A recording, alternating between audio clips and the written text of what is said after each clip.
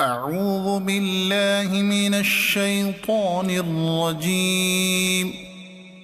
بسم الله الرحمن الرحيم. لم يكن الذين كفروا من أهل الكتاب والمشركين منفكين حتى تأتيهم البينة. رسول من الله يتلو صحفا مطهرة فيها كتب قيمة.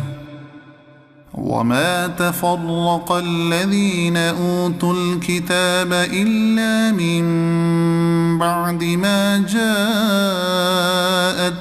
البينة. وما أمروا إلا ليعبدوا الله مخلصين له الدين حنفاء ويقيموا الصلاة ويؤتوا الزكاة وذلك دين القيمة.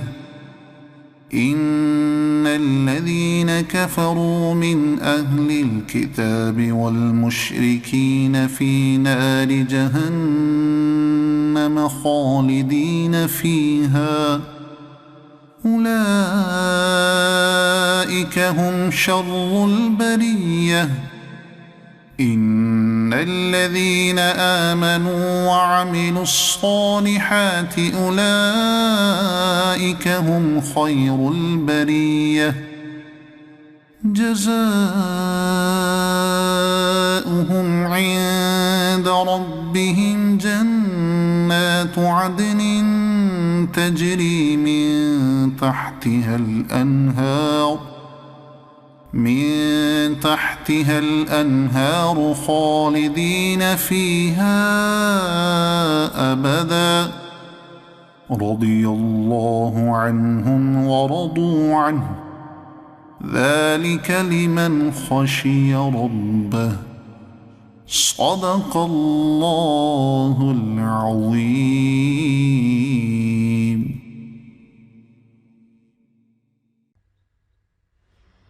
This lesson is completed.